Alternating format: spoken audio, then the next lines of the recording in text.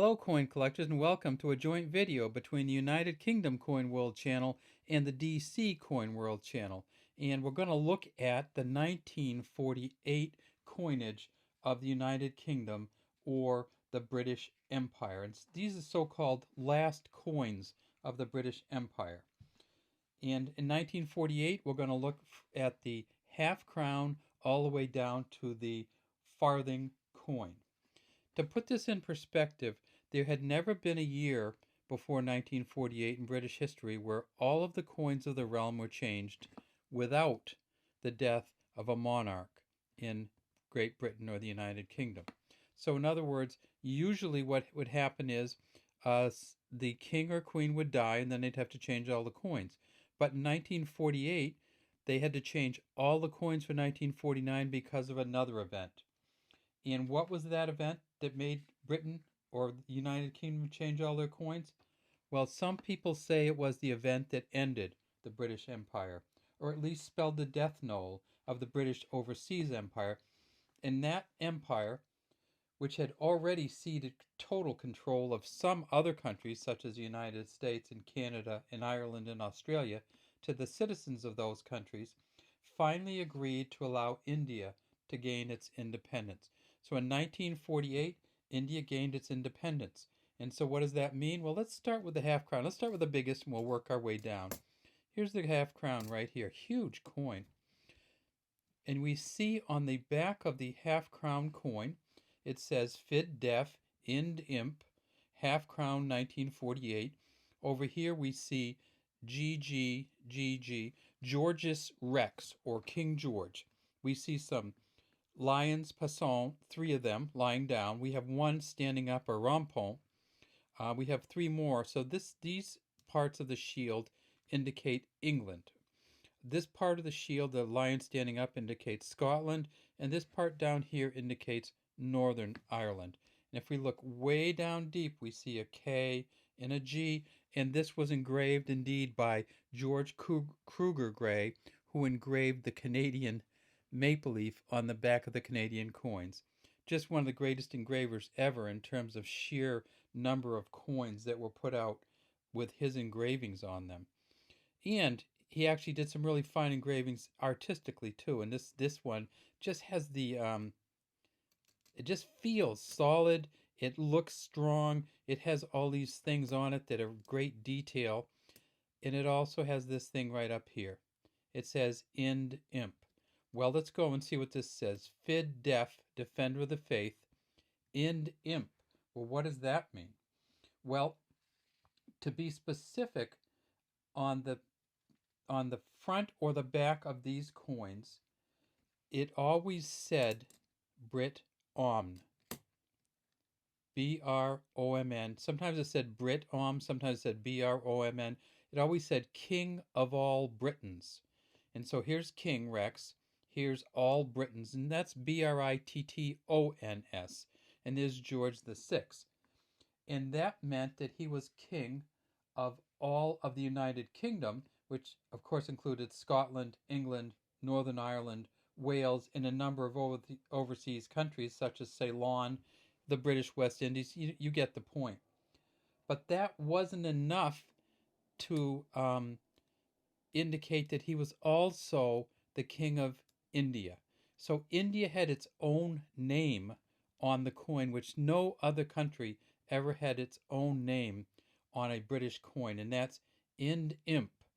Imperator, Imperator of India, or King of India. So not only was he king of all Britons, Brit-Om, but he was also king or emperor of, or imperator of India. Well, because they had that on every single coin, and this is where it says it on the half crown. Now, there's the coin below the half crown, of course, is the 2 shillings. And here's the 2 shillings, Ind Imp, 2 shillings. And so they had to take this off and this and whoa, where did she go? And this off, because India was no longer a country. So in 1940, a country that was in under British rule. So because it became independent, they had to take the Ind Imp off, not only for respect for India, but also to indicate that, that what some people say is the British Empire was decreasing, and it was becoming much more England, Northern Ireland, Scotland, Wales centered. Now, when they took the images off the coin, the Ind Imps off the coin, George VI was king. So what did they have to do? Well, let's look through them. This, of course, we said is the half crown. And this is where it was on the 2 shillings coin. And we're going to do these in order of value. So let me see if we can find these. Here's the 1 shillings coins. And remember that in 1948, the 1 shillings coins had one coin for Scotland and one Scotland here, the crouching lion. This is 1948. And see the Ind Imp there then this is a Scottish 1 shilling coin. And then we see the England 1 shilling coin, Ind Imp here, and again 1948. What came next? Well, the 6pence came next, of course, and that one we see very clearly George's Rex. And here on the 6pence coin we see Ind Imp. Hopefully I didn't say 6 shilling, I meant 6pence if I did. What's below the 6pence? Well, of course, the threp with the 3pence. And where did it say it on the 3pence? Right here, Ind Imp. Below that, we had the 1 penny coin. And there it is on the 1 penny coin, Ind Imp. Finally, we have 2 left, the halfpenny. And as many of you know, there was a halfpenny coin, and there's Ind Imp on it. And finally, we of course had, and this is the 1947, but we had the farthing coin, if any of you remember that. Farthing coin, there were 4 of these in a penny, 2 of these in a halfpenny. And of course on the farthing coin, this is a 47, but in 48 said same thing, Ind Imp. So, Imperator of India. So what did they do when they changed it? Well, let's start with the farthing since we're already there. And let's show you the new farthing. So here's the old farthing with the Ind Imp on it.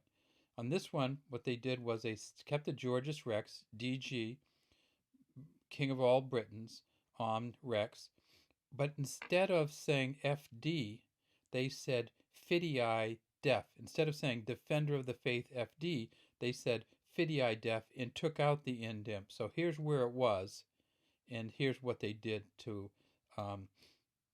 replace it. Next, we look at the halfpenny. And of course, on the halfpenny, the Ind Imp was right here. And what they did with the halfpenny was they did again the Fidei Def. So instead of the FD being just 2 letters, they made Fidei Def and took over all the rest of the Ind Imp. Next up, we have the penny. And of course, on the penny, same spot and same Fidei Def. So they took the Ind Imp off and expanded the FD. Next up was the 3pence coin. And again, we had here the Ind Imp. And what they did in a 3pence coin, again, Fidei Def. So they changed almost all of these in the same way, but not all of them, so let's keep going. In the 1948 1 shilling coins, we see that it says Ind Imp, but these, of course, are on the back of the coin, not the front. So what did they do for the 1 shilling coin? Well, with the 1 shilling coin, they split the Fid Def, 1 on each side, and just gave it more space. It actually makes for kind of a grander coin because it's not so busy. See how much more space they have here. So instead of said Fid Def on this side, Ind Imp, they took the Ind Imp off, and now it just says Fid Def all the way across. And for the Scottish one, same thing. The Fid Def instead of Fid Def Ind Imp. So this is a clear difference, obviously, on the back of these coins. Next up to the 6pence coin. And on the 6pence coin, again, Fid Def, and they took it and they split it over the top rather than having Fid Def on this side and Ind Imp on this side. Everything else looks very similar except for this. And this is really cool to me. They stuck in the 6. So instead of George Rex, they have George Rex and they have the 6 in. So they changed the sixpence in more ways than just the Ind Imp. They changed the crown, they changed the way this was set up, and they actually moved it up. They made the letters bigger. So this one, they did just a real change on it. Now, if we look at the front, we see that they didn't change the front any. Pretty much the same. See George VI, by the grace of God, King of all Britons. That stayed the same. And then finally, on the half crown, I couldn't find the 1949 half crown, but I did find the 1953, which is one of my favorite coins ever, because of course it's Queen Elizabeth II's first coin. And if we can get the 2 shillings out of there and get the half crown in, we see that it says Fid Def Ind Imp, and what they did on the half crown was, again, they split it to the Fid Def and Ind Imp. And then finally, I want to show you this one here, the 2 shillings. I didn't find one of those either, but they did the same thing. They did the Fid Def across the top. So that's all we have for our coins from the end of the British Empire. And as many of you know, reports of Britain's death were greatly exaggerated. It's still a great country with a great number of countries that are part of it, including those of the British Commonwealth. So it didn't actually die. It was kind of the end of the empire in the sense that Britain no longer ruled the waves and no longer controlled these huge countries outside of its own border. All right, that's all we have today from DC Coin World International Coin Channel and from the United Kingdom Coin World Channel. We'd love to have you subscribe to our channel and leave any comments you might have in the comments section.